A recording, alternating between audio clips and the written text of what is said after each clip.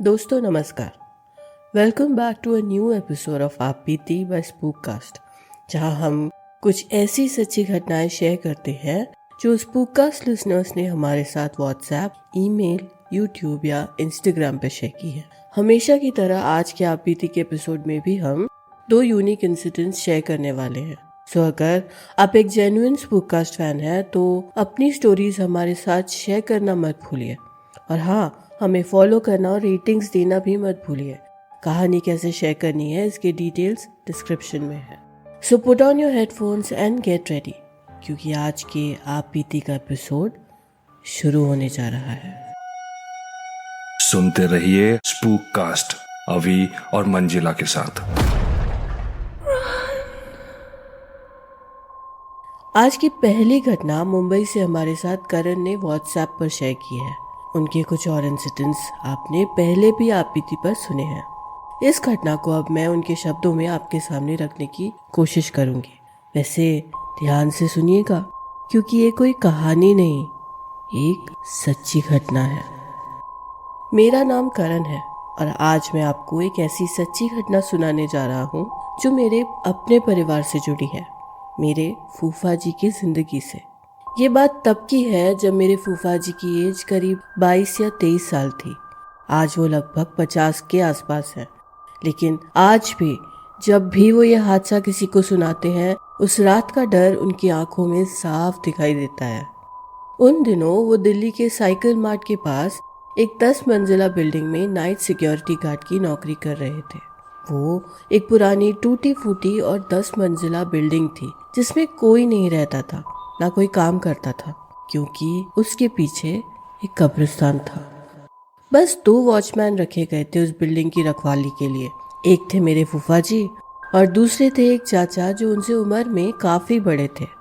हर दिन की ड्यूटी काफी सिंपल होती थी। बिल्डिंग के कुछ राउंड्स, बिल्डिंग के पीछे के साइड आग जलाकर बैठना, कुछ देर की बातचीत, एक शांत रात और फिर सुबह का इंतजार। फूफा जी की ड्यूटी बिल्डिंग के पीछे वाले हिस्से में होती थी और उन चाचा जी की आगे वाले हिस्से में। लेकिन एक रात सब कुछ बदल गया। फूफा जी आमतौर पर रात 10 बजे ड्यूटी पर पहुंचा करते थे, लेकिन उस दिन ना जाने क्यों वो थोड़ा जल्दी करीब 9:30 बजे ही बिल्डिंग के गेट पर पहुंच गए।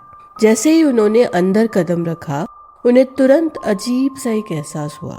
चारों ओर सन्नाटा पसरा हुआ था और सबसे हैरानी की बात ये थी कि उनके साथी वो चाचा जी कहीं भी नजर नहीं आ रहे थे। सोचते हुए फूफा जी बिल्डिंग के पीछे बने खुले हिस्से में चले गए, जहाँ अक्सर वो लोग आग जलाकर बैठते थे। वो अकेले ही वहीं बैठ गए और कुछ देर तक आग की आंच में हाथ सेकते रहे। करीब 10 मिनट बाद अचानक चाचा जी वहां आकर बैठ गए, जैसे कुछ हुआ ही ना हो। वो ना थके हुए लग रहे थे, ना अड़बड़ाए हुए। चेहरा भी बिल्कुल सामान्य सा था। फूफा जी ने थोड़ा हैरानी से उनसे कहा, चाचा जी, आप अब आए हो क्या? जब मैं अंदर आया था आप तो कहीं नहीं दिखे। चाचा जी मुस्कुराए और बड़े सहज स्वर में बोले, अरे नहीं बेटा, मैं तो पहले से ही यहाँ था। तुम आज 9:30 बजे आए थे ना, मैंने तुम्हें आते हुए देखा था। फूफा जी कुछ पल के लिए चुप रहे, क्योंकि उन्हें अच्छी तरह याद था कि जब वो बिल्डिंग में दाखिल हुए थे वहां कोई भी नहीं था। हर कोना खाली था, चारों तरफ सन्नाटा था। तो फिर चाचा जी ने उन्हें आते हुए कैसे देख लिया? ये सवाल उनके मन में रह गया, लेकिन उन्होंने इसे जाहिर नहीं किया, क्योंकि ड्यूटी पर ध्यान देना ज्यादा जरूरी था। रात के करीब 1 बजे जब दोनों वॉचमैन आग के पास बैठे थे, तभी दूर कहीं से अचानक एक औरत के रोने की आवाज सुनाई देने लगी। एकदम तीखी, कपकपाने वाली, और वो आवाज आ रही थी बिल्डिंग के पास के पुराने कब्रिस्तान से। फूफा जी सहम गए। उन्होंने चाचा जी से पूछा, चाचा आपने सुना? कोई औरत सू से रो रही है कब्रिस्तान में। उन्होंने हल्के से सर हिलाया और कहा, नहीं बेटा, मैंने तो कुछ नहीं सुना। फिर थोड़ी हल्की हंसी के साथ बोले, अगर तूने सुना है तो जा देखा, डर क्यों रहा है? भूत अगर तेरे सामने भी होगा तुझे वैसे भी पता नहीं चलेगा। चाचा जी की ये बात सुनकर फूफा जी थोड़ा घबरा गए चाचा जी की इस बात का क्या मतलब, लेकिन वो जवान थे और ड्यूटी से पीछे हटना उन्हें मंजूर नहीं था। उन्होंने टॉर्च उठाई और अकेले ही कब्रिस्तान की ओर चल पड़े। कब्रिस्तान का वो हिस्सा जंगलों से घिरा हुआ था और अंदर जाने पर ठंडी हवा के साथ एक अजीब सी नमी और सड़न की गंध महसूस हो रही थी। हर कदम पर उन्हें लग रहा था कि कोई उन्हें छुप छुप कर देख रहा हो। कुछ दूर चलने के बाद अचानक उन्हें एक पेड़ के पीछे एक औरत नजर आई। सर झुकाकर वो रो रही थी। उसके कंधे हिल रहे थे जैसे वो सिसकियां ले रही हो। फूफा जी ने कुछ कदम उसकी ओर बढ़ाए और वो उस पेड़ के पास पहुंचे। पर ये क्या, जैसे ही फूफा जी उस पेड़ के पास पहुंचे अचानक सब शांत हो गया। अब ना कोई रोने की आवाज आ रही थी और ना ही उस पेड़ के पीछे कोई औरत थी। इससे पहले कि फूफा जी समझ पाते कि क्या हुआ है, अचानक दोबारा से रोने की आवाज सुनाई देने लगी, पर इस बार आसपास से नहीं, फिर कहीं दूर किसी पेड़ के पास से। फूफा जी को अजीब लगा। उन्होंने टॉर्च उठाई और फिर उस पेड़ की तरफ जाने लगे जहाँ से रोने की आवाज आ रही थी। पर वो जैसे ही उस पेड़ के पास पहुंचे, वो औरत वहां नहीं थी। इससे पहले कि वो दोबारा समझ पाते क्या हुआ, फिर से रोने की आवाज आने लगी किसी दूसरे पेड़ के पीछे से, और ये सिलसिला कई बार दोहराता गया। वो औरत दिखाई देती, फूफा जी उसकी ओर बढ़ते, फिर वो गायब हो जाती, फिर कहीं और से रोने की आवाज आने लगती। धीरे धीरे बिना एहसास हुए फूफा जी कब्रिस्तान के बहुत ही अंदरूनी हिस्से में पहुंच चुके थे। अंदर इतना गहरा अंधेरा था कि हाथ को हाथ नहीं सूझ रहा था, और तभी एक बहुत तेज भयानक चीख गूंजी। इतनी भयानक कि जैसे किसी ने सीने में से किसी की जान खींच ली हो। फूफा जी घबराहट में पलटे। उन्हें तभी एहसास हुआ कि वो बहुत ज्यादा अंदर आ चुके थे। डर के मारे खुद को संभालते हुए वो कब्रिस्तान की गेट की तरफ भागने लगे। इस अंधेरे में किसी तरह वो कब्रिस्तान के गेट के पास पहुंचे, लेकिन जैसे ही वो गेट के पास पहुंचे, एक जोर की आवाज के साथ गेट अपने आप जोर से बंद हो गया। फूफा जी और डर गए। पहले इतना अंधेरा था, उसमें उस औरत की आवाजें सुनाई दे रही थी, और अब गेट बंद हो गया। उन्होंने आसपास देखा, पास ही में जो दीवार थी उन्होंने उसे फांदी और किसी तरह वहां से बाहर निकले और अपने उस 10 मंजिला बिल्डिंग के अंदर पहुंचे। लेकिन अब वहां चाचा जी नहीं थे। करीब आधे घंटे तक फूफा जी अकेले बैठे रहे, खुद को शांत करते रहे। वो सोच रहे थे कि उनके साथ अभी कब्रिस्तान में क्या हुआ था। तभी अचानक उन्हें चाचा जी दिखे, बिल्डिंग की प्रीमाइसिस में अंदर आते हुए। चाचा जी के हाथ में टिफिन था, कपड़े बदले हुए थे और चेहरे पर थकान थी। फूफा जी ने चौंक कर उनसे कहा, चाचा जी आप कहाँ गए थे? चाचा जी ने काफी सीरियस होकर जवाब दिया, आज थोड़ा लेट हो गया बेटा, मैं अभी आया हूँ। ये सुनकर फूफा जी वहीं जम गए। उनके पूरे शरीर में सिहरन दौड़ गई। लेट? आप तो मेरे साथ 9:30 बजे से है ना? चाचा जी ने हल्के से सर हिलाया। 9:30 बजे से? नहीं नहीं, मैं तो अभी आया हूँ। देख, ये रहा मेरा टिफिन। फूफा जी का चेहरा सफेद पड़ गया। उनके मुंह पर एक अनजान डर को देख चाचा जी ने उनसे पूछा, क्या हुआ? तू कहीं कब्रिस्तान तो नहीं गया था अकेले? पर फूफा जी ने झूठ बोल दिया। कब्रिस्तान? ना, मैं नहीं गया था वहाँ। लेकिन चाचा जी बोलते रहे, नहीं गया तो ही अच्छा, वहाँ कभी अकेले मत जाना। मैंने तुझे पहले बताया नहीं है, पर अक्सर वहाँ रात को एक औरत की रोने की आवाज सुनाई देती है।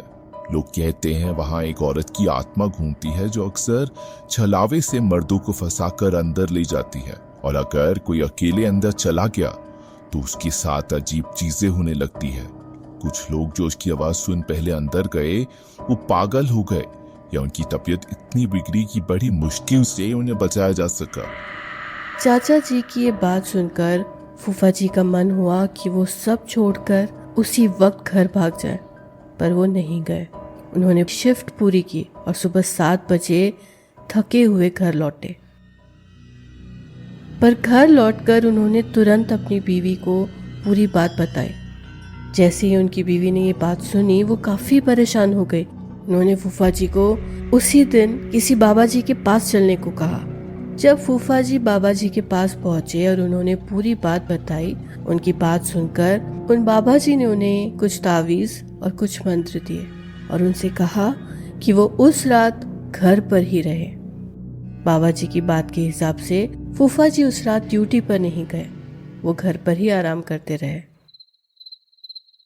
रात के करीब 1 बजे जब वो सो रहे थे, अचानक उन्हें ऐसे लगने लगा मानो कोई उनके कमरे में उनके सर के पास घूम रहा हो। जैसे ही उन्होंने आंख खोली, कमरे के कोने में हॉल के सामने उन्हें एक काली परछाई खड़ी दिखाई थी। उन्होंने तुरंत उस तरफ की लाइट चलाई, पर वहां अब कुछ नहीं था। परछाई गायब हो चुकी थी। फूफा जी काफी डर गए, पर धीरे धीरे बाबा जी के जो मंत्र थे उनका पाठ करते करते उन्हें नींद आ गई। लेकिन अगली सुबह फूफा जी भयंकर बुखार से तपने लगे। उनकी आंखों का रंग सफेद हो गया, आंखों की पुतलियां पूरी तरह से ऊपर चली गईं, दांत एकदम कस के बंद थे, हाथों की मुट्ठी, पूरा शरीर इतना कसा हुआ था जैसे उनका शरीर लोहे का बना हो। एक ही दिन में उनका ये हाल देख उनकी बीवी काफी ज्यादा चिंता में पड़ गई। उन्होंने तुरंत बाबा जी को फोन करके घर पर बुलाया। जब बाबा जी आए तब तक फूफा जी की हालत और खराब हो गई थी। उनके गले से अजीब अजीब आवाजें आ रही थी। बाबा जी ने कुछ मंत्र पढ़े और वो शायद समझ गए फूफा जी को आज क्या हो गया था। उन्होंने फूफा जी के सर पर हाथ रखा और पूछा, पता तू कहाँ से आई है, बोल। पहले फूफा जी ने कुछ नहीं कहा, लेकिन दोबारा पूछने पर अचानक फूफा जी के गले से एक आवाज आई। उनकी आवाज अब उनकी आवाज नहीं थी। उनकी जुबान से एक भयानक औरत जैसी आवाज आ रही थी। अब ये कब्रिस्तान आया था, ये मेरी कब्र के ऊपर पैर रख के गया था। अब मैं इसे नहीं छोड़ूंगी, नहीं छोड़ूंगी इसे मैं। ये सुनकर सब परेशान हो गए। बाबा ने फिर से कहा, गलती हो गई है इसने जानबूझकर ऐसा नहीं किया। वहां अंधेरा था, इसीलिए शायद उसका पैर तेरी कब्र पर गलती से लग गया होगा। जाने दे इस बेचारे को, जाने दे। पर मेरे फूफा जी के गले से फिर वही औरत जैसी भयंकर आवाज निकली, नहीं, अब मैं इसे अपने साथ ले जाऊंगी इसे मैं। और ऐसा कहते कहते मेरे फूफा जी का शरीर एक अजीब से एंगल में मुड़ने लगा। शरीर ऊपर की ओर होने लगा, मानो कोई हवा से उन्हें ऊपर की तरफ खींच रहा हो, मानो उनका शरीर हवा में उठ रहा हो। ये भयंकर दृश्य देख उनकी बीवी और बाकी घर वाले बहुत घबरा गए। बाबा जी और जोर जोर से मंत्र पढ़ने लगे और फूफा जी के अंदर से और अजीब अजीब आवाजें आने लगी। फिर अचानक एक झटके से वो बिस्तर पर गिरे और सब शांत हो गया। बाबा जी ने मंत्र जाप बंद नहीं किया। उन्होंने कुछ और देर तक पूजा और हवन की और रक्षा की कुछ और उपाय बताकर वो चले गए। कुछ दिनों के बाद फूफा जी धीरे धीरे ठीक हुए, पर वो नौकरी वो उन्होंने हमेशा के लिए छोड़ दी। सो ये थी घटना जो करण ने हमारे साथ शेयर की है। थैंक्स करण, ये काफ़ी इंटरेस्टिंग इंसिडेंट है एंड वी आर ग्लैड कि आपके फूफा जी ठीक हो गए। वैसे दोस्तों, कब्रिस्तान शमशान ऐसी जगहों पर शायद इसीलिए रात को अकेले जाने से मना किया जाता है। और अगर आप में से किसी के पास कब्रिस्तान या शमशान रिलेटेड कोई स्टोरी है तो हमारे साथ ज़रूर शेयर करें। शेयर कैसे करना है इसके डिटेल्स आपको डिस्क्रिप्शन में मिल जाएंगे। Now moving on to the second incident for today. ये दूसरी घटना कोलकाता से हमारे साथ नंदिता ने व्हाट्सएप पर शेयर की है। I loved how she wrote the incident with so much details. इस घटना को अब मैं उनके शब्दों में आपके सामने रखने की कोशिश करूंगी। मेरा नाम नंदिता है। मेरे दादू का घर एकदम शानदार था, बड़ा, भव्य, 5 मंजिला पुरानी हवेली जैसा। पर एक जगह थी उस घर में जो हमेशा वीराना लगती थी। वो था घर का 4th फ्लोर। कोई वहां नहीं जाता था। बचपन से ही मुझे और मेरे बाकी कजिन्स को स्ट्रिक्टली बोला गया था कि वहाँ कभी अकेले मत जाना, किसी चीज़ को हाथ मत लगाना। पर रीज़न कभी प्रॉपरली नहीं बताया गया था। हम में से कोई वहाँ कभी अकेले जाने की हिम्मत सच में नहीं कर पाया। ऐसा नहीं था कि हम लोगों ने कुछ देखा या फिर कुछ सुना था, पर जिस कंसर्न और सीरियसनेस के साथ घर के बड़े बुजुर्ग कुछ दिन बाद ये बात हमसे दोहराते रहते, शायद उसी ने हम सब के दिमाग में एक अनजान डर पैदा किया था उस कमरे के लिए, उस 4th फ्लोर के लिए। पर हम सब के बहुत बार पूछने पर भी हमें कभी नहीं बताया गया कि वहाँ क्या हुआ था। सो मैंने वो टॉपिक वहीं छोड़ दिया।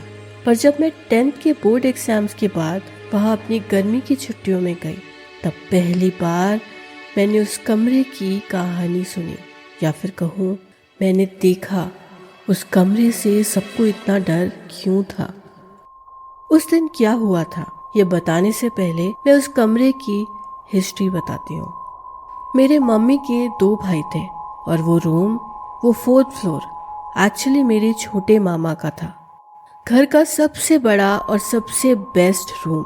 उस जमाने के हिसाब से उनके रूम में वो सब था जो हर स्कूल जाने वाले बच्चे का सपना होता था, और वो जो चाहते दादू उन्हें खरीद कर देते, क्योंकि छोटे मामा उनके सबसे ज्यादा प्यारे थे। छोटे मामा को टेबल टेनिस का बहुत शौक था और दादाजी ने उनके लिए उस 4th फ्लोर पर एक प्रॉपर टीटी सेटअप तक बनवा रखा था। वो पूरा 4th फ्लोर छोटे मामा का अकेले का था, और उनसे बिना पूछे वहाँ कोई आए या उनके किसी सामान को छुए उन्हें बिल्कुल पसंद नहीं था, और सब उनकी इन बातों का बुरा भी नहीं मानते थे। वो सबसे छोटे और सबसे लाडले जो थे। पर फिर एक दिन सब कुछ बदल गया। छोटे मामा के बोर्ड एग्जाम्स का रिजल्ट निकला। उसमें उनके नंबर काफ़ी ख़राब आए। उनका रिजल्ट देख दादू ने उन्हें बहुत डांटा, और बस सब कुछ ख़त्म हो गया। छोटे मामा बहुत सेंसिटिव थे, बहुत जल्दी हर बात का उन्हें बुरा लग जाता था। दादू की डांट को वो नहीं बर्दाश्त कर पाए और उसी कमरे में उन्होंने सुसाइड कर लिया। अगली सुबह बड़े मामा को उनकी बॉडी पंखे से लटकी मिली। सब लोग हिल गए। घर में एक बहुत ही दुख का माहौल छा गया। किसी को विश्वास ही नहीं हो रहा था कि उन सब का लाडला अब इस दुनिया में नहीं रहा। पर असली बात यहाँ से शुरू होती है। उनके क्रियाक्रम के कुछ दिन बाद से पड़ोसी लोग कहने लगे कि रात के समय कभी कभी उस 4th फ्लोर के कमरे से अजीब अजीब सी आवाजें आ रही थी, मानो कोई रात को 2-3 बजे टेबल टेनिस खेल रहा हो। पड़ोसियों को बॉल के टपकने की आवाज, किसी के हाथ में बैट होने की हल्की सी ठक ठक, ये सब आवाजें रोज सुनाई देने लगी। बात फैलने में देर नहीं हुई और बहुत जल्द सब कहने लगे कि छोटे मामा की आत्मा रात को उस कमरे में दिखाई देती है। आसपास के बिल्डिंग वालों ने दादू के घर की तरफ खुलने वाली खिड़कियों को रात को बंद करना शुरू कर दिया। पड़ोसियों का डर देख दादू के घर में नौकरों और आने वाले गेस्ट में भी डर का माहौल फैल गया। दादू के घर में किसी ने छोटे मामा के मरने के बाद उन्हें वहां नहीं देखा था, ना कोई आवाज सुनी थी, पर इतनी सारी कंप्लेन से सबको डर लगने लगा था। फाइनली छोटे मामा के रूम से सब फर्नीचर और वो फैन भी निकाल लिया गया, ये सोचकर कि आवाजें आना बंद हो जाएंगी। पर पड़ोसियों की कंप्लेंट्स बंद नहीं हुई, बस थोड़ी कम हो गई। सब ये बात मान चुके थे कि वो रूम, वो 4th फ्लोर अब हॉन्टेड था। उसके बाद वो कमरा बंद हो गया, कोई वहां नहीं जाता था, सिर्फ कभी कभी सफाई होती थी बस। पर जो पड़ोसी लोग कहानियां सुनाते थे वो सुन के सबको डर लगता था। अब लौटते हैं मेरे 10th बोर्ड एग्जाम्स के बाद की गर्मी की छुट्टियों में, जब मैंने खुद महसूस किया था उस कमरे का डर, छोटे मामा का डर। उन गर्मियों की छुट्टियों से पहले मेरे बड़े मामा के यहाँ बेटा पैदा हुआ था और उसको संभालने के लिए उन लोगों ने एक आया रखी थी, आशा। मैं भी तब वहीं थी। आशा बहुत दूर से रोज लोकल करके सुबह काम पर आती और शाम को 7 बजे लोकल से अपने घर लौट जाती। सब कुछ स्मूथ चल रहा था जब तक अचानक बिन मौसम बारिश शुरू नहीं हुई। बिन मौसम बारिश की वजह से बच्चे के कपड़े बालकनी में सुखाने में दिक्कत होने लगी। ये प्रॉब्लम को देखकर मामी ने आशा को चौथे फ्लोर वाले खाली रूम का यूज करने को कहा कपड़े सुखाने के लिए, क्योंकि वहाँ स्पेस भी थी और नया फैन भी। आशा को वैसे भी कुछ नहीं पता था उस कमरे के बारे में, तो उसने बिना किसी टेंशन के वहाँ जाना शुरू कर दिया। पहले 2 दिन तक तो सब नॉर्मल था। फिर तीसरे दिन आशा ने अचानक मामी से आकर कंप्लेन की। आशा ने कहा कि 4th फ्लोर के रूम में जो लड़का था वो पिछले 2 दिन से उसे बहुत घूर रहा था और उसने आशा से कहा था कि वो उसके कमरे में ना जाए। पर आशा ने उससे कहा कि मामी ने उसे वहाँ कपड़े सुखाने की परमिशन दी है, सो वो मामी से डायरेक्टली बात कर ले, क्योंकि उसे रोज रोज उस लड़के से तर्क नहीं करना था। आशा की ये बात सुनकर मामी शांत पड़ गई, क्योंकि उस कमरे में कोई नहीं रहता था। मामी ने जब आशा से पूछा कि कौन सा लड़का था जो उन्हें घूर रहा था, तब आशा ने कहा कि वो लड़का कुछ 15-16 साल का था। मोटी फ्रेम का काला चश्मा पहनता था। उसके हाथ में छोटा सा बैट था, गोल सा, शायद टीटी वाला बैट। और वो लड़का पिछले 2 दिन से उन्हें रोज कह रहा था कि वो उस 4th फ्लोर में रहता है। ये सब सुनकर मामी के पैर के नीचे से जमीन खिसक गई, क्योंकि मेरे घर में सिर्फ छोटे मामा ही थे जो काले रंग की मोटी फ्रेम का चश्मा पहनते थे।